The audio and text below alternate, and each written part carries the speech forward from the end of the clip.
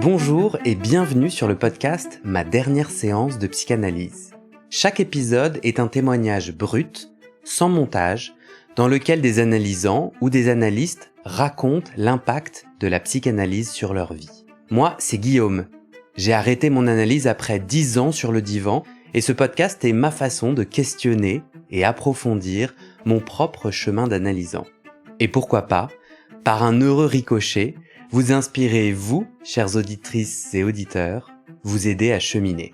Je mène ce projet seul, en bénévole. Et je vous le dis, pas facile de trouver des personnes prêtes à témoigner. Alors si vous aimez ce podcast, vous avez un moyen super simple de m'aider. Sur votre application d'écoute, mettez 5 étoiles ou un j'aime sur YouTube. L'algorithme se mettra alors à proposer le podcast à plus de gens.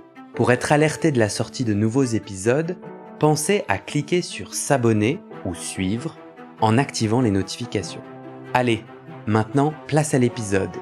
Bonne écoute.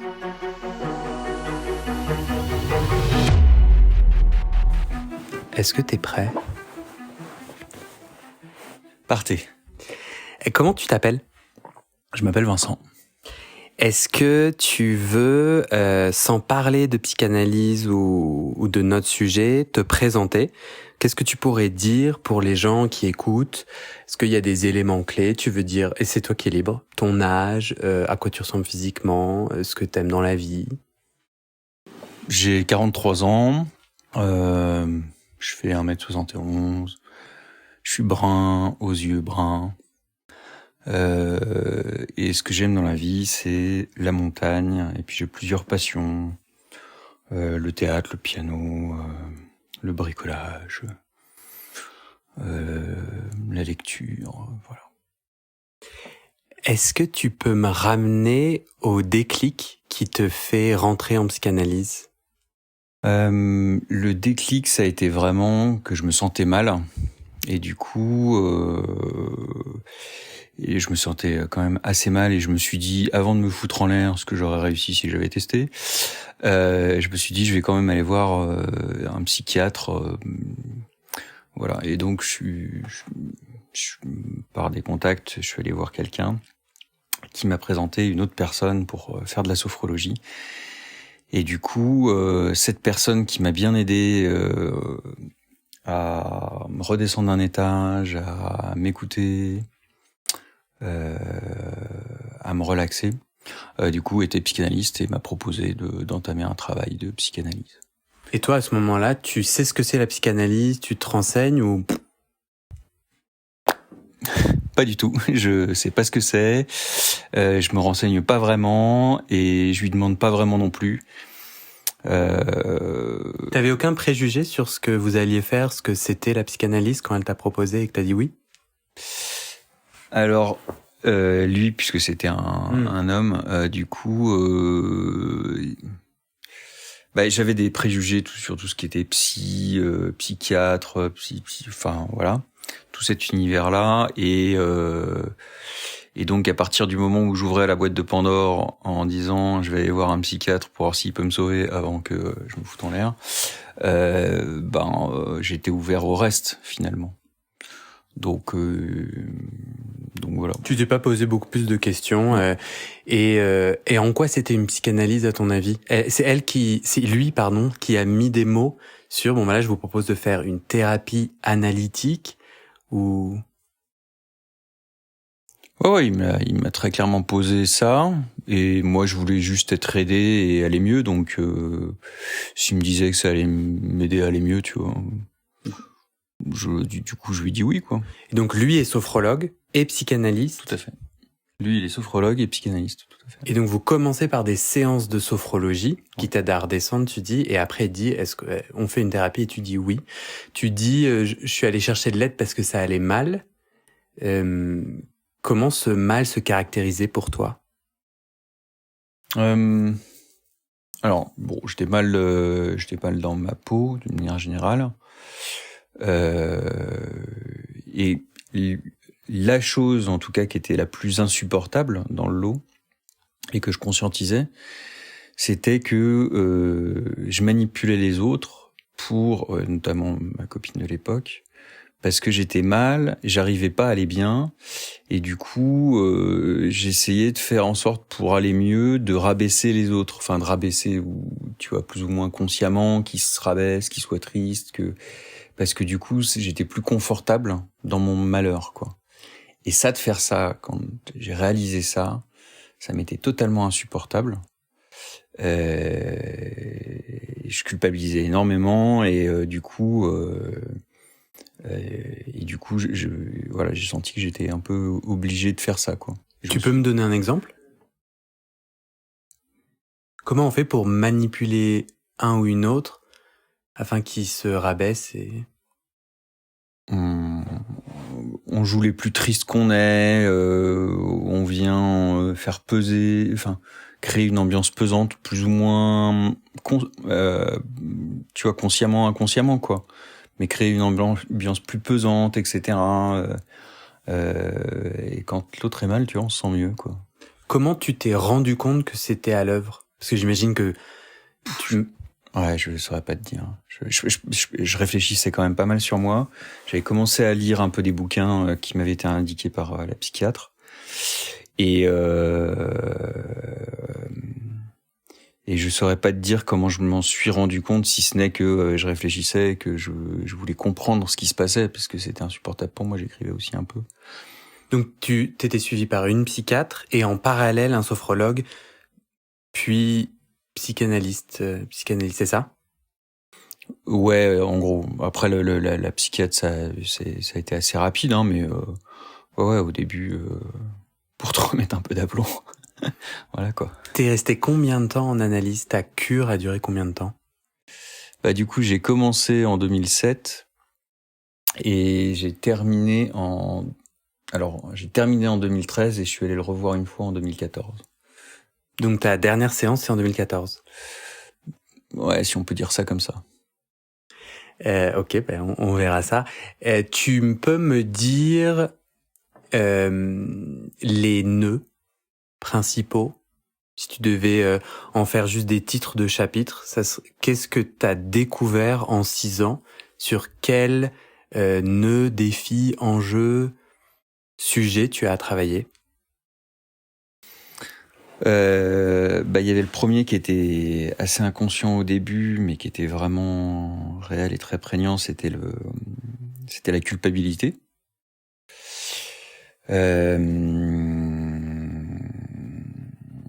Alors sur la culpabilité, en fait, ce qui s'est passé, c'est que je culpabilisais énormément de ce que je vivais.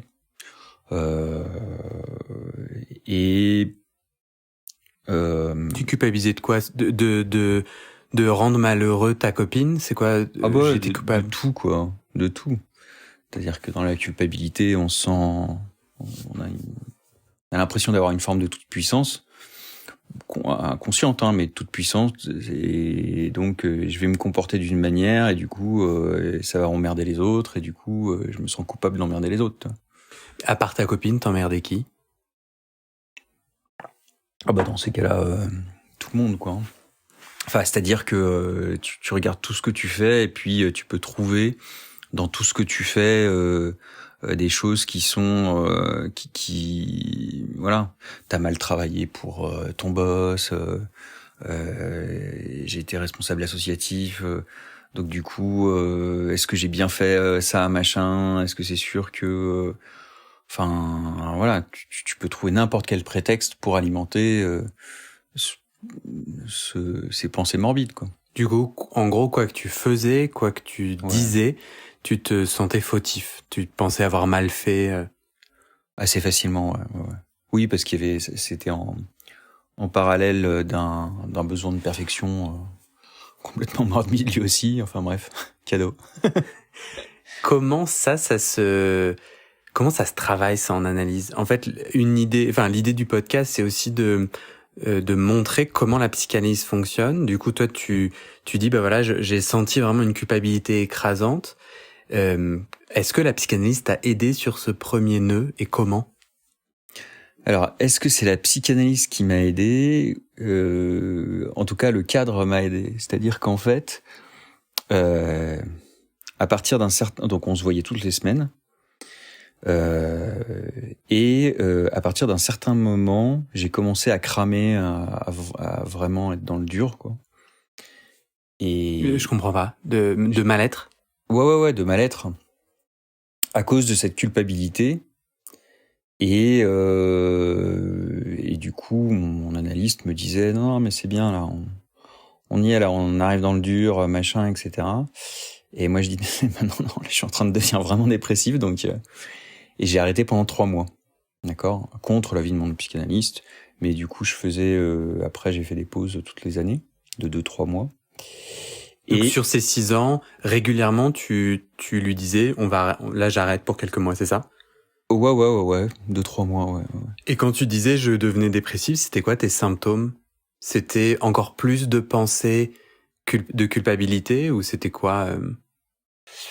Ouais, c'était des pensées de culpabilité. Puis après, dans le dépressif, t'as l'impression que tout ce que t'as fait, tout ce que t'as vécu, voilà, c'était compliqué. Et quand tu commences à avoir que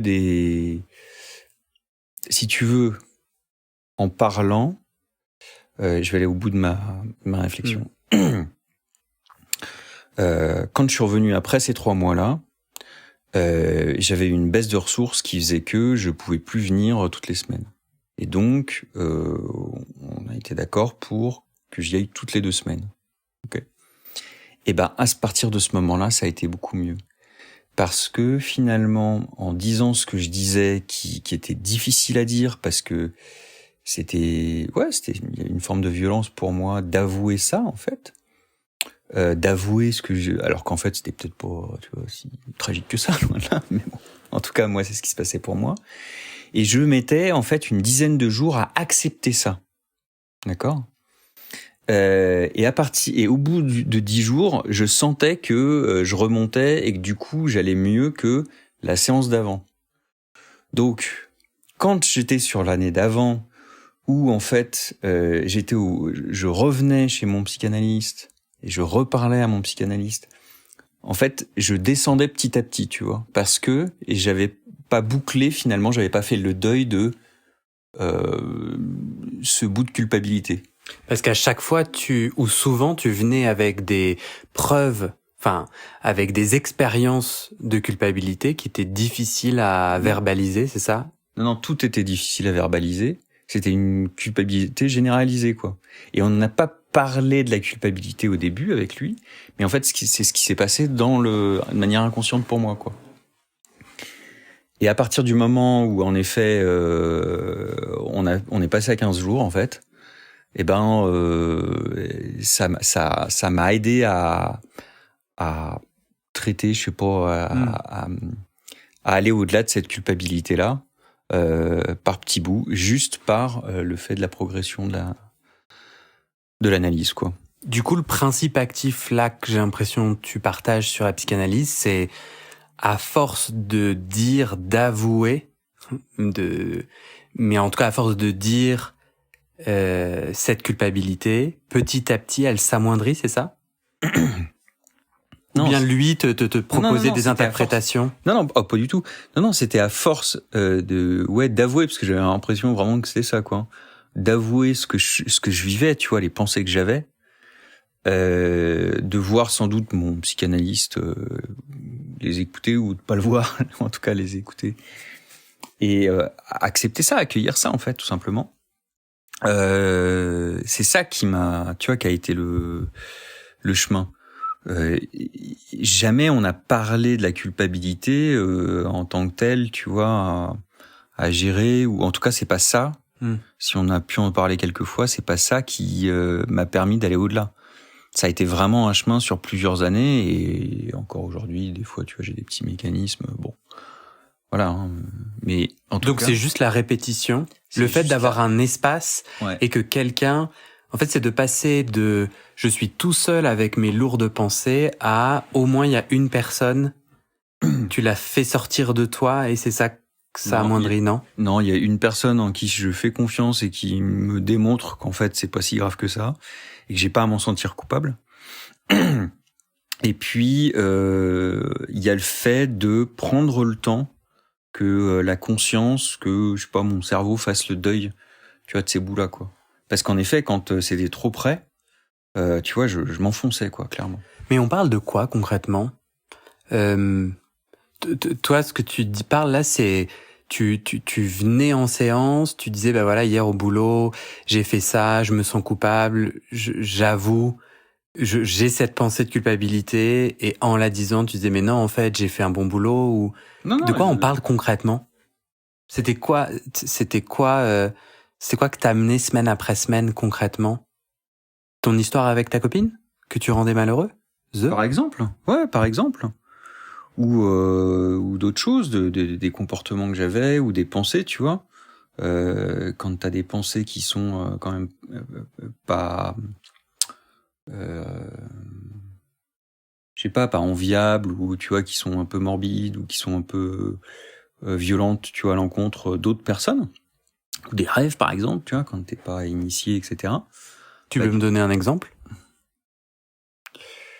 Bah, j'avais fait un rêve où j'avais envie de tuer à peu près, tu vois, tout ce qui bougeait autour de moi, quoi. Donc du coup, si tu prends le rêve comme étant je dirais quelque chose à suivre, tu vois, enfin, voilà, quoi, tu vois. Enfin, si tu prends le rêve comme étant une réalité pour toi, une vérité pour toi, bah du coup, tu peux très bien en culpabiliser. Alors, c'est gratuit, hein, mais voilà. T'avais l'impression du coup d'être une mauvaise personne parce que tu avais ces pensées, tu te sentais coupable. En fait, t'avais pas des pensées de culpabilité, mais t'avais des pensées agressives ou anormales selon toi, et c'est ça qui te rendait coupable. J'avais des pensées qui étaient déshumanisées, tu vois. Non, ça veut dire quoi? Bah, des pensées qui ne prennent pas en compte l'humanité de l'autre. Voilà. Et je me sentais coupable d'avoir ce type de pensée, voire parfois d'avoir ce type de comportement. Voilà. Mais j'avais pas des pensées de culpabilité, mais par contre, je me sentais en permanence, enfin, si tu veux, c'est pas une pensée de culpabilité, c'est une sensation.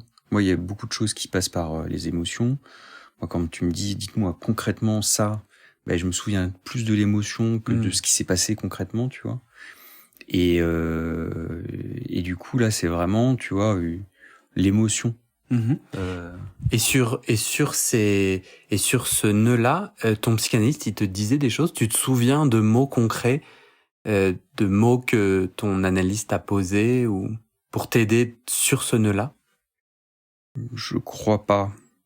Il était plutôt interventionniste, il donnait des interprétations? Non, il était plutôt... En fait, il n'était pas interventionniste. Voilà. Il sait plutôt faire, il cadrait les choses, mais il n'était pas non plus muet, quoi. La psychanalyse t'a donné des clés sur pourquoi tu as ce nœud? Non, c'est plutôt un bouquin qui est pas un bouquin de psychanalyse qui m'a aidé à comprendre ce qui se joue dans la culpabilité, mais pas l'analyse. C'est quoi le nom du bouquin? Putain. Au diable la culpabilité. C'est écrit par un Québécois. Et c'est un très chouette bouquin, je trouve. Mais du coup, ça sert à quoi d'avoir été en analyse si l'analyse n'a pas l'air d'avoir aidé? Bah, je sais pas. Non, alors... Tu regrettes? Tu penses que c'était le mauvais outil? Non, pas du tout.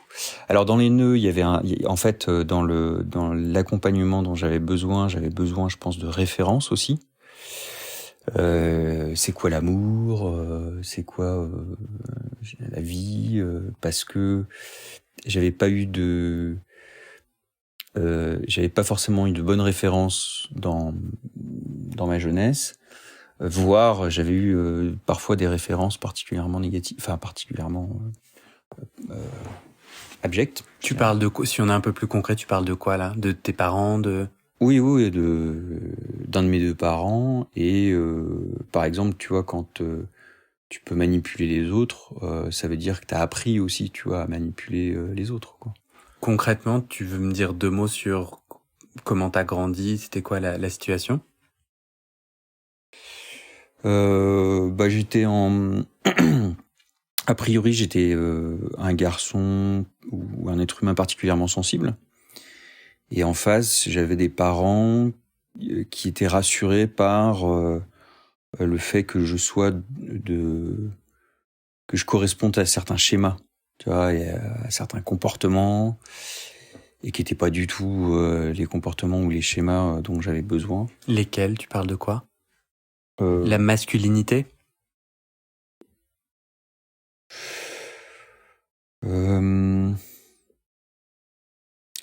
Un certain conformisme, le fait de pas bouger, le fait d'être très sage, le fait d'être adulte avant d'être adulte, tu vois. Et puis après, voilà, mes parents étaient relativement âgés par rapport, il y a la quarantaine, et donc c'est des gens qui ont regardé mai 68 en ayant travaillé, ça faisait 10 ans, quelque chose comme ça, qu'ils travaillaient quand il y a eu mai 68. Donc du coup, on est dans une autre génération, une génération où du coup tu suivais ce que les précédents avaient fait et il n'y avait pas de sujet, quoi, il n'y avait pas de question par rapport à ça, quoi. Je comprends pas de quoi tu parles. C'est quoi le lien avec le mai 68? En gros, eux, ils étaient dans... Enfin, quel schéma? Mai 68, en fait, mai 68, ça les a pas touchés, quoi. Ça faisait très longtemps qu'ils travaillaient. Ils avaient des situations, comment dire, qui leur convenaient. Donc, si tu veux, voilà, pour eux. Et tu parles d'une révolution sexuelle? Tu parles de quoi quand tu sous-entends quoi dans mai 68? Ah d'accord, eh ben c'est juste l'évolution des valeurs et des idées et des relations, tu vois. Donc, est-ce que tu peux me décrire ce vieux modèle qu'ils incarnaient du coup, parce que je comprends pas bien ce que tu sous-entends. Un modèle où les enfants se taisent, où ils se tiennent bien à table, où ils obéissent religieusement, voilà, où ils parlent pas, où ils ont pas d'avis. Là où toi, le petit garçon sensible, tu avais besoin d'exprimer, mais tu n'avais pas le droit ou l'espace d'exprimer ta sensibilité, c'est ça? Ouais, ma sensibilité, ma liberté d'être, mon besoin de bouger. Ça veut dire quoi ton besoin de bouger? C'est qu'en tant qu'enfant, il voulait pas que t'ailles jouer, courir? C'est ça. Voilà. Ça les stressait que du coup je puisse me casser une jambe ou... Donc du coup il fallait pas que je bouge. Donc typiquement par exemple, tu vois, ma mère elle m'installait sur un morceau de moquette de 1 mètre sur 1 mètre et du coup je ne devais pas sortir du morceau de moquette. Voilà. C'est quoi le lien avec cette recherche de référence que tu venais en psychanalyse? Parce que si tu veux, bon après il y avait clairement de la part d'un des deux parents, il y avait clairement pour moi en tout cas, des comportements manipulatoires, donc qui viennent juste en fait défaire la manipulation. Ça marche bien à partir du moment où il y a plus de règles, où il y a plus de références, parce que là on peut manipuler tranquillou. Comment un de ses parents t'a manipulé par exemple?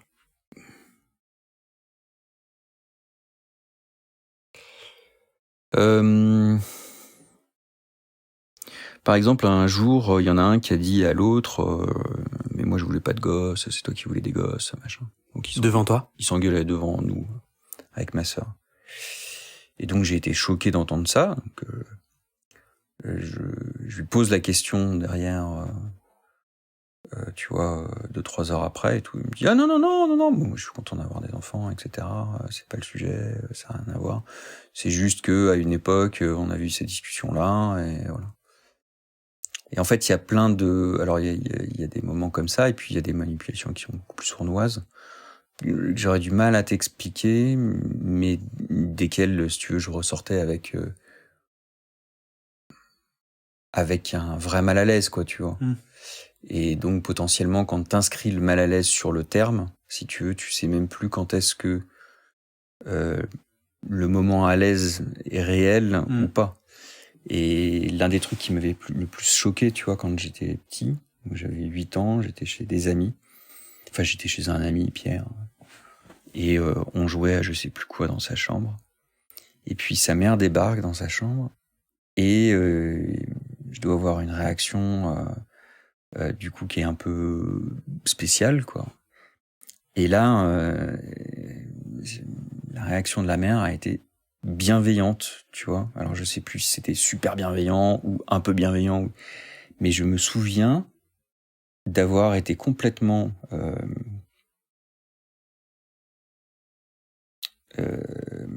comment dire, complètement désarçonné par cette réaction que je connaissais pas. C'est-à-dire, ça existait pas chez moi, tu vois. toi, au moment où elle rentre dans la chambre, c'est ton corps qui se fige ou c'est tes mots, mais en tout cas, tu as peur de te faire engueuler ou tu as peur d'une forme de violence. J'imagine, ouais. Et tu te souviens que elle, offrant l'opposé, ça t'a donné ça t'a indiqué que d'autres modèles existaient, c'est ça? Alors, oui et non. Enfin, oui, ça m'a indiqué que d'autres modèles existaient. Et en même temps, si tu veux, j'étais incapable de recevoir à ce moment-là ce modèle-là. Parce que j'étais trop dans... Enfin, tu vois, j'avais trop ancré un autre modèle. Et du coup, pour moi, quand on s'ouvrir l'esprit, c'est connaître, rencontrer quelque chose qui n'est même pas dans notre imagination, tu vois. Et là, c'était même pas dans mon imagination, si tu veux. Et après, j'ai eu d'autres expériences avec des gens qui étaient particulièrement bienveillants et avec lesquels j'étais particulièrement mal à l'aise parce que je savais pas trop, quoi. Sachant que mes parents pouvaient être bienveillants, mais il fallait être vraiment souffrant, quoi. Donc voilà, c'est une autre époque, hein. Les parents qui ont connu la guerre, etc. Voilà. Tes parents ont connu la guerre? Ouais. Donc du coup. Tu parles de la Seconde Guerre mondiale? Ouais.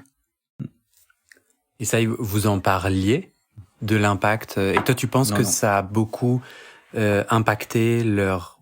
Enfin, je dis un peu des bêtises, mais enfin, bien entendu que ça les a impactés. Mais toi, tu penses que c'est une des clés pour comprendre cette absence de sensibilité, ces restrictions de mouvement, ces interdits d'être un enfant, quoi?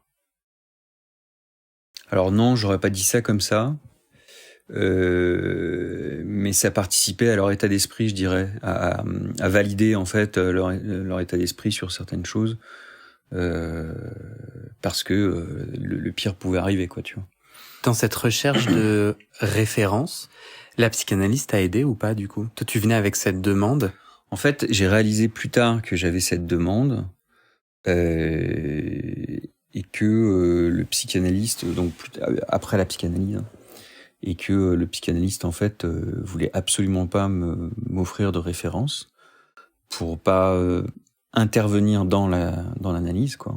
Donc toi, concrètement, ton fantasme, c'est qu'il te guide concrètement sur c'est quoi l'amour, c'est quoi un bon modèle, c'est ça, qui te mette des mots sur? Exactement, ouais, tout à fait, ouais.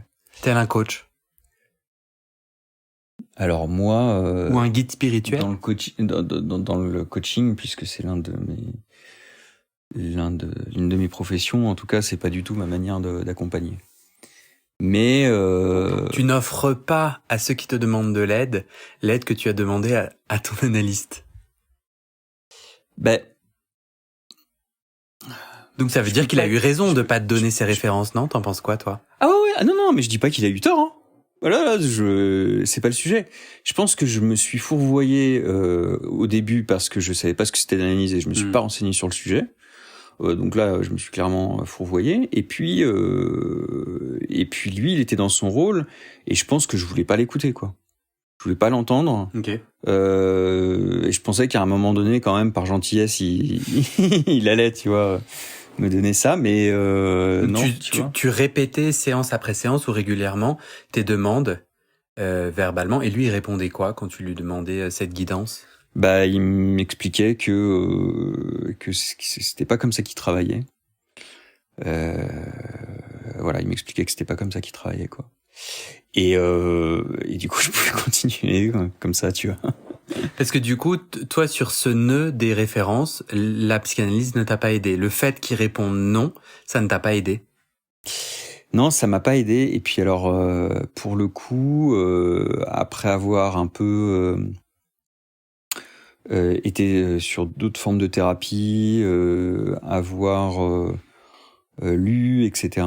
En fait, l'analyse, c'est quand même un lieu où on défait ses références, quoi. Donc, si on n'en a pas, ou si on n'a pas des références qui sont qui nous correspondent en fait à un endroit, ben virer les seules références qu'on a, même si elles sont pourries, c'est terriblement déstabilisant, voire c'est impossible. Donc, est-ce que dans ce cadre-là, l'analyse est une bonne une bonne méthode? Je suis pas expert, mais en tout cas j'en doute fortement. Pour toi en tout cas, c'est ça? Pour moi, à ce moment-là, ou pour des gens qui du coup ont besoin de références, tu vois, sachant que c'est aussi on est aussi à un moment de l'histoire où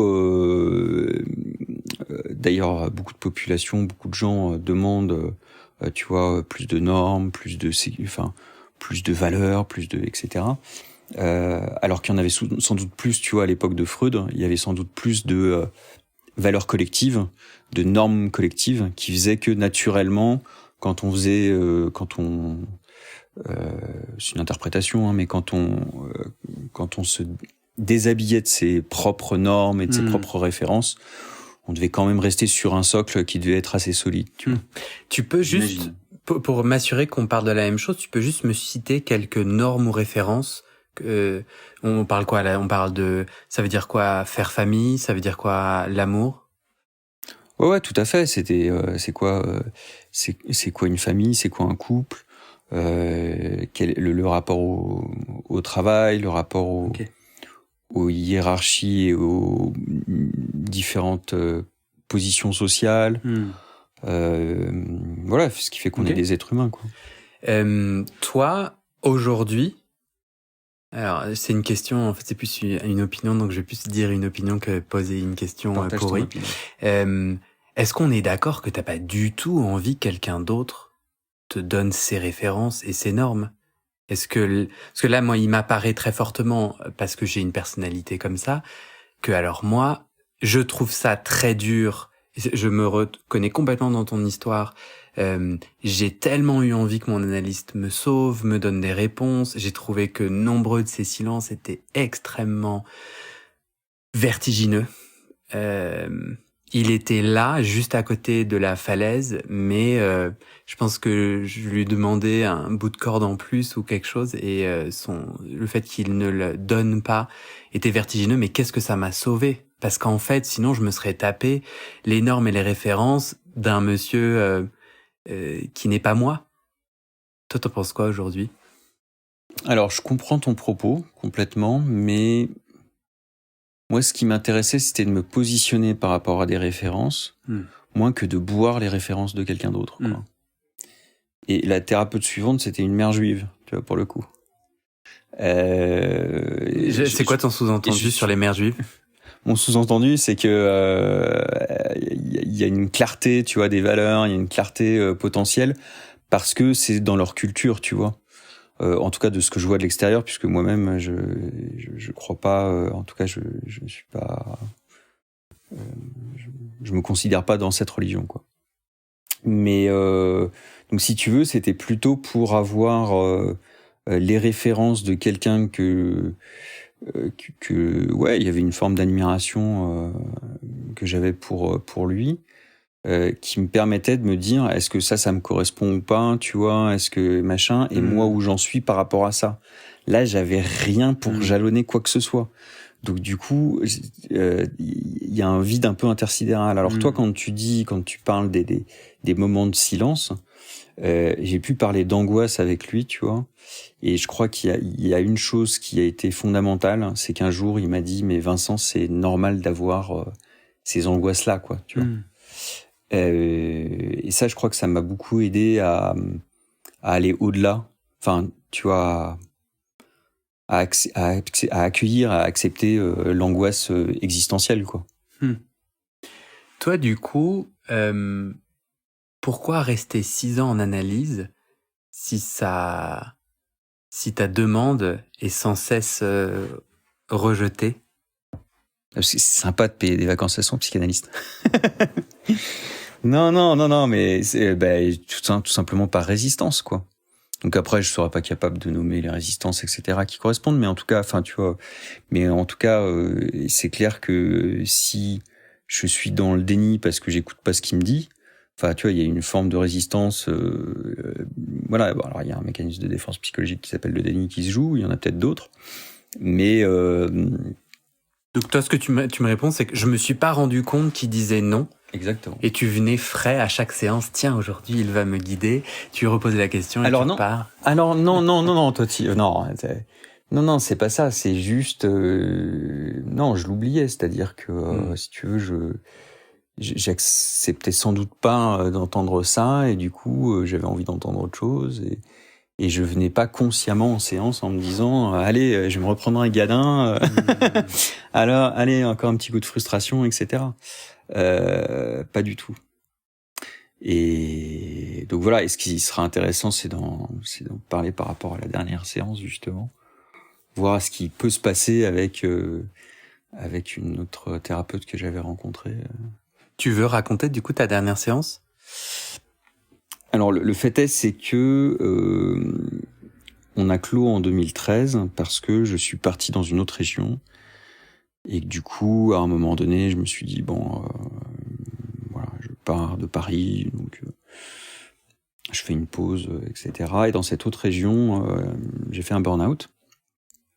Et du coup, je suis allé revoir mon analyste. Je lui ai demandé audience. Je suis allé revoir mon analyste du coup début 2014 pour. Tu peux déjà commencer par me raconter la première des dernières séances. Moi, j'ai l'impression que t'en avais souvent des dernières séances, puisque tu lui disais, bon, je reviendrai quand tu vois, une fois par an, je reviendrai quand j'aurai envie. Mais là, cette dernière séance, juste, c'est pas particulier parce qu'en fait, tu lui dis, voilà, comme moi, je déménage, ça n'a aucun lien avec l'analyse.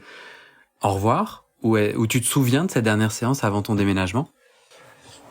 En fait, j'ai jamais compris dans les thérapies, en analyse ou machin, les bilans, parce que j'ai l'impression de faire un bilan en permanence, si tu veux. Du coup, le bilan, tu vois, d'une année d'analyse ou de 6 mois, 9 mois, de 6 ans, tu vois, ça me parle pas, quoi. Bon. Mais du coup, on en avait discuté avec mon analyste, et bon, je trouve ça judicieux voilà, et puis peut-être aussi de changer, parce que j'avais peut-être compris que finalement ça m'aidait pas autant que je l'aurais voulu. Ok. Du coup, tu as verbalisé avec lui, je vais déménager, ou tu as verbalisé avec lui, vous ne répondez pas à ma demande, je vais aller voir quelqu'un d'autre? Ah non, j'ai verbalisé avec lui, je vais déménager, quoi.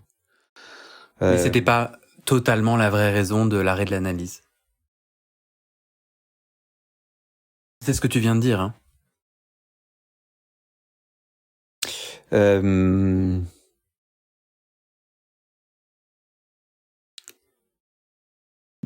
Je sentais que je tournais en rond quand même, que ça m'avait aidé, mais que tu vois, ça m'avait pas rendu beaucoup plus heureux, quoi. Ça allait mieux, mais j'étais quand même bien tourmenté encore.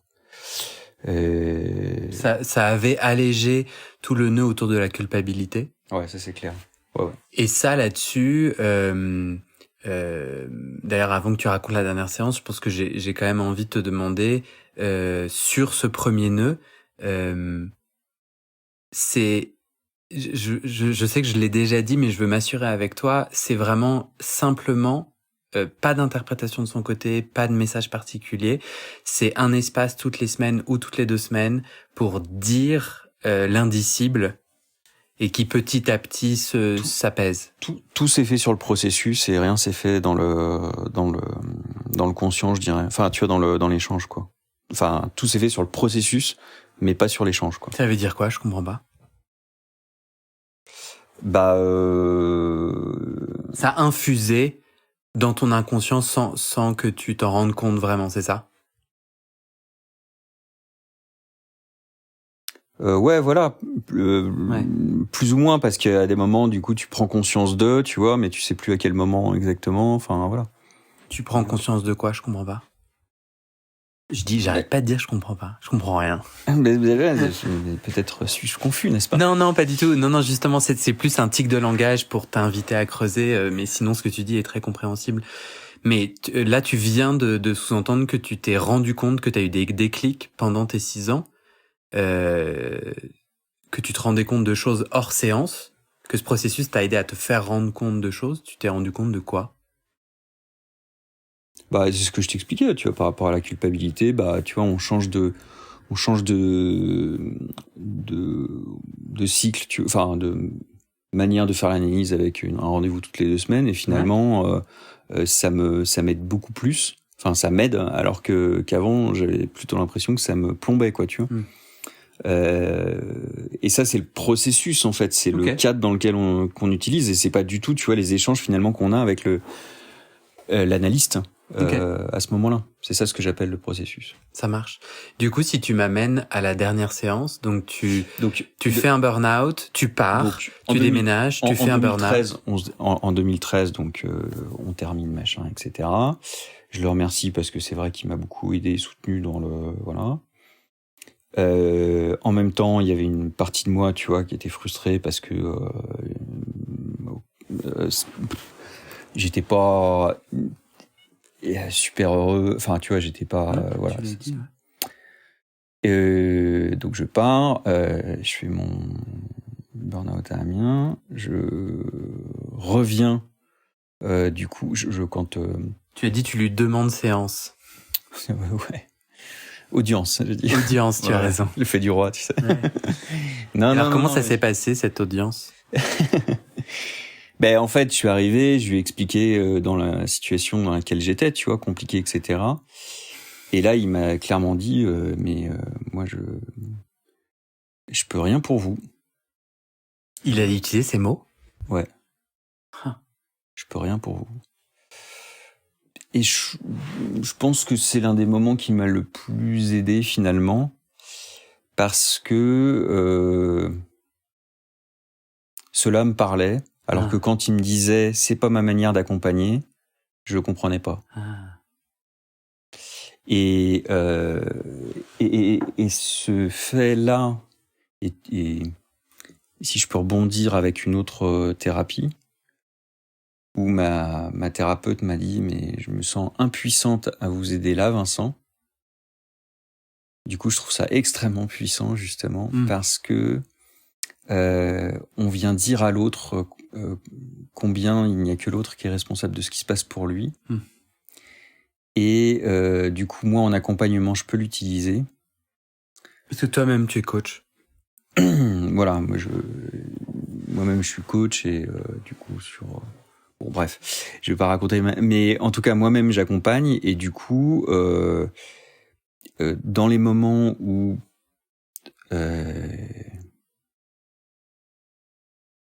j'ai plus de billes en fait, tu vois, et où mon intuition me sort plus rien, où du coup je me retrouve un peu à sec par rapport à la problématique de l'autre, alors que l'autre, tu vois, est en demande, etc. Tu dis ton impuissance. Je dis mon impuissance. Lui, et ça, c'est à chaque fois, ça provoque des... comment dire, ça relance très largement le processus pour l'autre. Moi, je l'ai vécu parce que ça m'a renvoyé à ma responsabilité, tu vois. En fait, je demande au thérapeute quelque chose et en fait, il me dit, bah, tu projettes un pouvoir sur moi que je n'ai pas, donc démerde-toi avec ta demande. Et inconsciemment, du coup, ça nous remet clairement, enfin, en tout cas, moi, inconsciemment, plus ou moins consciemment, ça me remet, tu vois, en responsabilité et ok, c'est pas agréable, mais derrière, je suis là pour avancer, quoi. J'ai pas l'impression que ton analyste, il t'a dit démerde-toi avec ta demande. Parce que, en gros, l'espace qu'il te proposait, et à nouveau, c'est une question opinion, est-ce que ça t'a aidé de retracer ton histoire, ton roman familial, la place de tes parents, ce que tes parents ont bien fait, mal fait. Moi, j'ai l'impression que c'est ça que ton analyste te proposait. Il disait, en débloquant ces nœuds-là, tu vas pouvoir, en tant qu'adulte libre, définir tes références, ce que c'est pour toi l'amour, le couple, etc. Non, tu dis non avec la tête. Ouais, non. C'est-à-dire que en parlant de mon histoire, ça a pas aidé à grand-chose.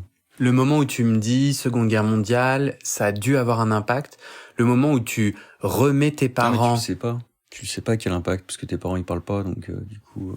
Ouais, mais justement, le moment où tu remets tes parents non plus comme des rôles de guide spirituel, comme l'analyste ou comme toi en tant que coach, le moment où tu sors l'autre de cette attente de perfection et que tu revois sa petite et jolie humanité faite d'incohérence, de silence et de violence, et que tu remets ça t'aide, ça t'a pas libéré, toi, dans ce process de la psychanalyse de...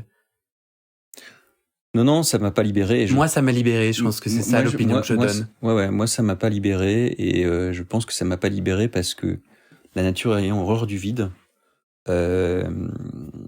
du coup, elle se remplit, et si ta seule référence, c'est de la merde, du coup, la case que tu viens de vider de merde, elle se remplit de merde. Donc, franchement, c'est pas ça qui m'a aidé, en tout cas. Et non, mais c'est parce que pareil, quand voilà. Tout à l'heure tu donnais l'exemple de après je pourrais te donner mon opinion de la psychanalyse, et puis je voulais juste revenir sur une seule chose. T'as dit en tant que guide spirituel, comme toi quand t'es coach, parmi d'autres trucs. Non, je ne suis pas un guide spirituel quand je suis en accompagnement. Non, mon propos en fait, c'est que ouais, mon propos c'est que on vient chercher de l'aide, donc on projette sur l'autre exactement ce que tu as dit. Et donc, je parle des guides spirituels, des coachs, des parents, des autorités, en général, à qui on rend les clés totales. Et à qui, du coup, avec qui... Et j'ai l'impression que c'est ça qui s'est passé avec ton analyste, c'est qu'il a rejoué, c'est ça le transfert, à mon avis, il a rejoué ce rôle de « je l'admire, il est tout puissant ». Et lui, il t'a offert, ou en tout cas, il t'a dit non. Et c'est marrant parce que toi tu dis la psychanalyse devait être plus, tu as pas dit ça, mais peut-être plus efficace ou plus possible au temps de Freud, puisque le monde était plus normé, et donc dès lors que l'on déconstruit en analyse les normes ou les repères, eux pouvaient quand même se stabiliser sur des normes fondamentales.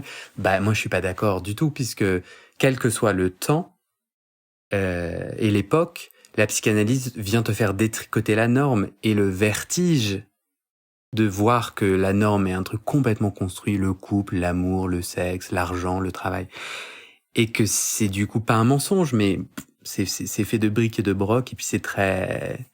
Une fois que tu vois que c'est cousu de fil blanc, le vertige de voir que toi tu es libre de choisir ce que tu veux, ou en tout cas dans la mesure de tes moyens et de tes ressources et autres, ça à mon avis c'est de tout temps.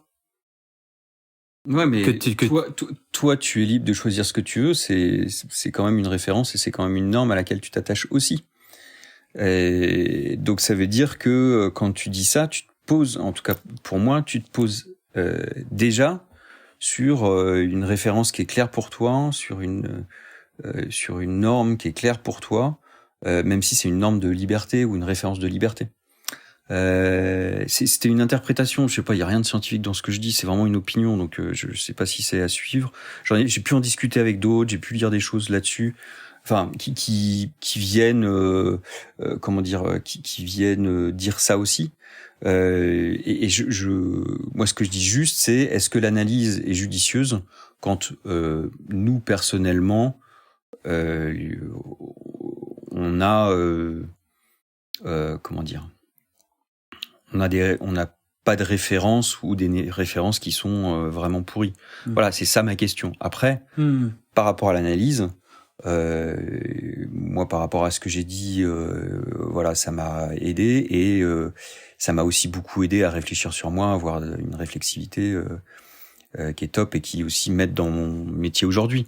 Donc voilà, et du reste, tu vois, aujourd'hui, que j'ai fait pas mal de travail aussi avec d'autres thérapeutes, je me demande si je vais pas reprendre une analyse. Ah ouais. Parce que, pour moi, ça vient plus mettre une cerise sur le gâteau et continuer à rendre la finesse d'esprit, la réflexivité plus profonde, plus importante par rapport à ce qui fait qu'on est humain et du coup qui va m'aider à être un meilleur professionnel pour l'accompagnement.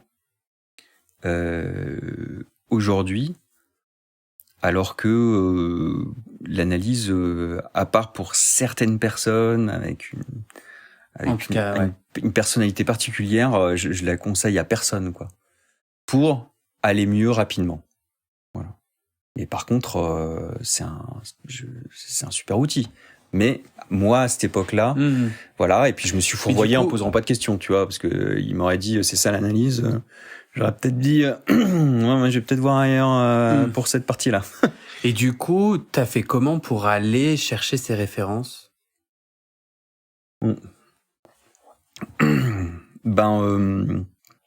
Du coup, la thérapeute mère juive, tu vois. Qui, du coup, était de quelle obédience ?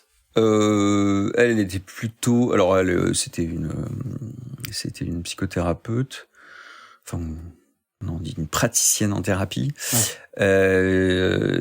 Qui, du coup... Elle avait fait quoi ?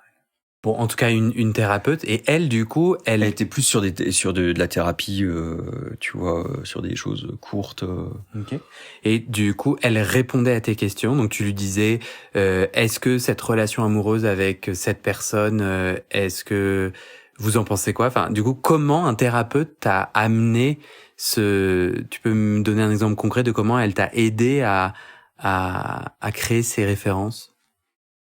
De me dire ce que pour elle c'était l'amour, de me dire ce que pour elle c'était la vie, de me dire voilà. Et ça a été intéressant. Alors je pourrais pas te répéter ce qu'elle m'a dit parce que d'une part je l'ai pas bu, tu vois, comme du petit lait, et d'autre part ça me permettait de me confronter, tu vois, voilà, et de dire aussi ce que j'avais vécu, ce qui correspond pas, ou voilà, tu vois, et de dire aussi quand on m'a vraiment offert de l'amour finalement. Que je le reconnaissais pas, en fait. Je reconnaissais un truc qui était juste étrange pour moi, tu vois. Ouais, donc elle t'a donné des clés un peu plus spécifiques et concrètes avec lesquelles t'as fait du ping-pong. Des jalons, exactement. Qui me permettaient d'avoir davantage de références, voilà, c'est tout.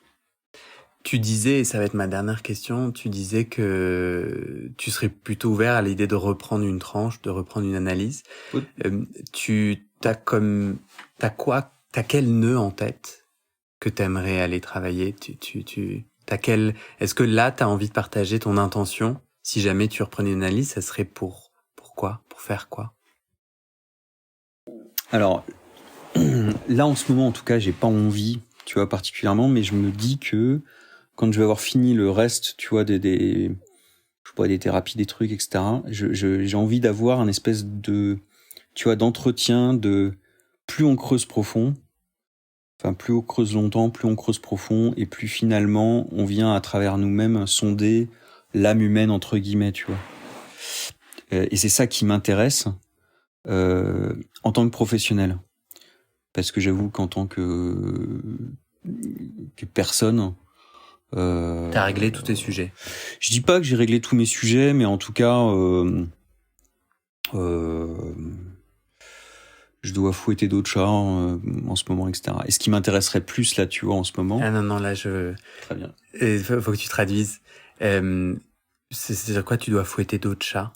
Ah non, par exemple, je me concentre davantage sur le développement de mon activité, sur d'autres aspects de ma vie personnelle qui ont besoin que je mette de l'énergie.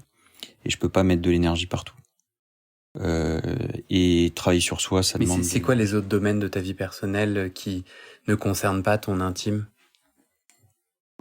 En gros, je te demande, est-ce que tu as résolu tes sujets? Tu dis non, j'ai d'autres chats à fouetter, comme des trucs personnels. Alors aujourd'hui, je considère... tu sais, c'était Jung qui disait regarder la peur la plus forte chez quelqu'un, et c'est cet endroit-là où il doit y avoir un travail.